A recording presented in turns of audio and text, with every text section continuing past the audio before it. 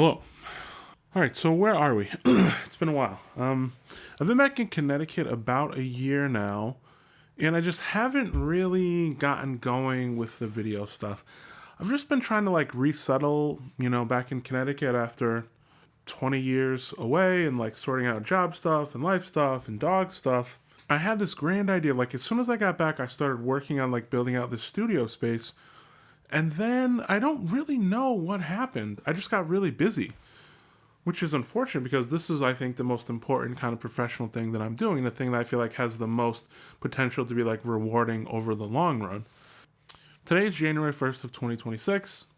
I feel like for many reasons, this kind of has to be the year that all of this stuff comes together.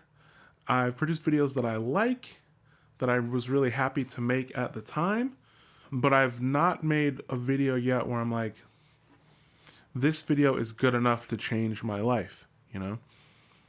Which I think is fine. And I think it's part of the process, but it's like, it's leading you towards making the great one. And I think I have great ones in mind that I could do. And the most salient and useful kind of YouTube advice to me has been to make something that only I can make.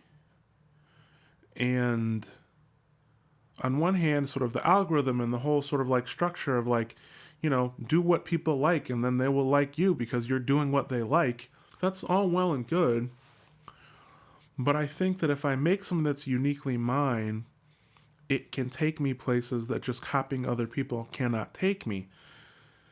And this is something I talk about a lot on LinkedIn and with anyone who will listen, is that like everyone wants to be Mr. Rogers. And even I have tried to sell myself as like the new Mr. Rogers and all of these things. But it would be like people making music in 2025 being like, I want to be the next Beatles. Like in music, that would be a very strange thing to say. And it would be strange if everyone was trying to be the Beatles.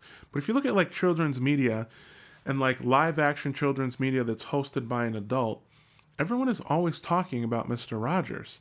And that's fine and it's great and he's wonderful. And I like Mr. Rogers a lot. I think there's a lot of really important stuff. But I was like, that show started in like the early 70s.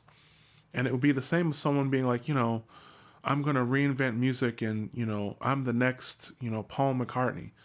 Like, people don't say that because if you're a musician, your influences come from all over the place in different generations and times, and everyone is sort of like iterating on the things before them, as opposed to always hearkening back to these things from, again, like the Beatles and Jimi Hendrix and the Rolling Stones, Bob Dylan. Everything has a little bit of those artists in them, but they also have many things in between the current music and sort of like, these sort of ancestors, forefathers, whatever. And with children's media, it's just such a weird space because everyone's just hearkening back to the same source. And I don't want to do that because I don't think Mr. Rogers was not designed for this time. And so for creators who are making things now, it's incumbent upon us to find the timeless thing about what he did and do something that's different as opposed to just trying to do that same thing again. One of the things that complicates that is, developmental science and developmental trajectories. And it's like, if there's a way to talk to kids that helps them understand, you just have to talk to them that way. You can't really like reinvent the wheel on that sort of thing. And so you can innovate in certain directions, but if there's like developmental science and best practices, you have to keep those things and kind of like build on them or build around them. And sometimes that becomes overwhelming from like a planning perspective. But anyway, I have a couple of ideas that I think are great. I have a couple of ideas I think that could get me on the Today Show, things that parents would like, things that kids would like, and things that would change my life. So really now it's just a matter of shooting those things. But I don't think that logistically everything can be like a home run swing, Like I need to do some videos like at this table in this room. And the grandiose videos in my mind that are going to like that are going to change my life, they're not really ones of me sitting at this table. But I think I need to like just bang out a regular rotation of like classic kids videos, colors and shapes and farms and animals and songs right here. And then everyone, not every once in a while, but like once a month, have like a huge blowout banger. And that's just the cadence. Because I don't think I can only release 12 videos this year. Like I need to do like 45 videos this year. And they can't be 45 full-length productions. So that's where I stand today. And this studio has come together in like the last day. I just started moving stuff around.